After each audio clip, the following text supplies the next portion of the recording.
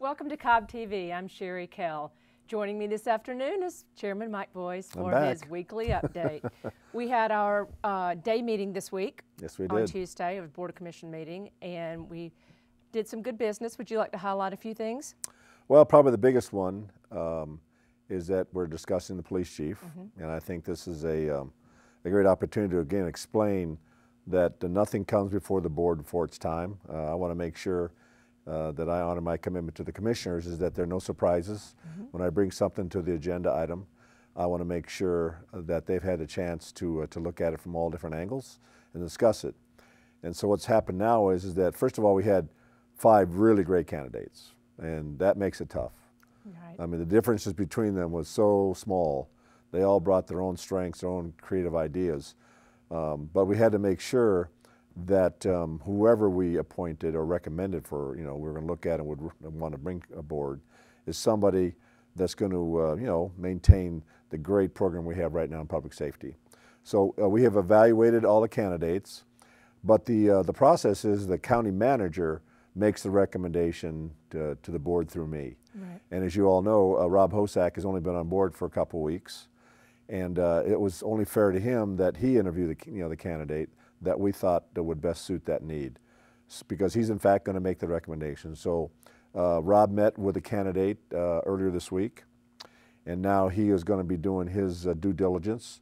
As I said on off in many occasions, it doesn't do us any good to put a name out there without having done our due diligence. That's right. And then find out there was something that we should have known about, and that caused us to look bad in the eyes of the people. We have to make sure we do all our homework on this. And that's being done right now.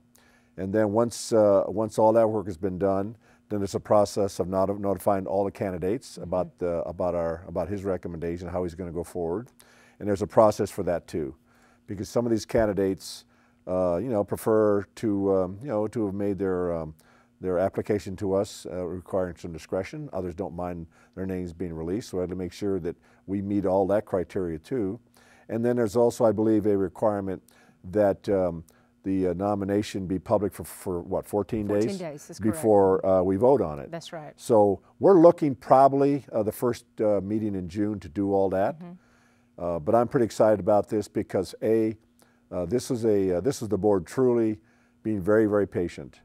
I know we'd done the interview processes, the evaluation processes in two different ways or 2 different dates, because we gave every candidate the time to discuss their ideas completely without any kind of restrictions.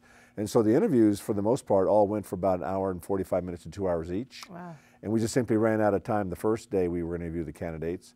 And then the second candidate came a month later.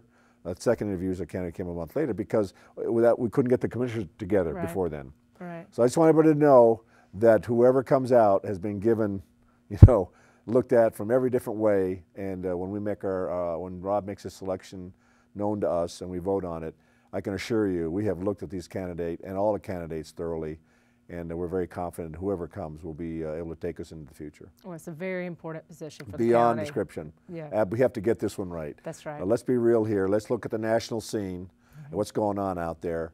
And I just want to be very clear here. I came into the Marine Corps in the 1970s. When there were a lot of social problems in America, and they took it out on the troops coming back from Vietnam. That's right. And I see some of that right now going on. They're targeting our policemen. That's just not going to happen in our county. These are people, men and women, who at 2 o'clock in the morning stop people on the road, have to go into situations that involve weapons, and we're not going to be doing this in this county. These are incredibly brave, outstandingly well-trained, mature young people who do a very difficult job, and they're under scrutiny all the time.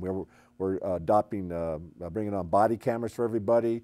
I've done a number of ride-alongs. I can assure you, every time there's a traffic stop, I sit right there in the car and watch what's going on in the video in the car. I have never seen a degree of scrutiny by any person or agency in this country like our police have. And we have a terrific program here. We sure do. And I want to make sure everybody understands here that we're going to do the best we can to bring the best person on here to make sure that we're going to stand behind these incredible young men and women and the staff that supports them. That's right. Wonderful. Was there anything else you'd like to highlight from our business on Tuesday? Well, the second part is that we're getting now into the budget season. We're about halfway through our fiscal year. As everybody knows, most people know, our fiscal year starts in October. And governments, I don't care how big your budget is. I had a budget, the Pentagon budget when I was doing it was about $290 billion. And believe it or not, that wasn't enough to satisfy all the requirements. My budget in naval aviation was over $22 billion, and that didn't even come close to matching all the requirements of we thought we needed to do our job. So governments always are in a situation of never having enough money to do everything that we think we need to do, and the people want us to do. That's the other part. Right. So what we're doing right now is we're about in the process of putting everything on the table of what do we need to do to get through the rest of the fiscal year. And for instance, right now, I'm getting all kinds of emails about the mowing, all right, in meetings. I hear them. I can assure you that this is not an issue that we're being taken lightly. And I've asked Rob Hosack to go back and look at this whole process, because right now we have 2 of the districts that are receiving contracted labor to take care of the mowing issues and litter pickup, and then 2 districts that we're using county employees to do that. And I think my exec said, Rob, this is nuts. We should be doing contract labor for all of these things. It's cheaper, it's better, it's more responsive, and it takes the burden off our county employees to do other stuff. Right. So he's looking at that. But again, you got to pay for that. That's right. And where do we get the money? So what I've asked Bill Volkman to do is lay all those requirements on the table, put them on a spreadsheet, and then give them to the commissioners. And then we're going to sit down, we're going to talk about them here over the next couple of weeks to see what it is we're going to be spending our money on for the rest of the year, and then let the voters know.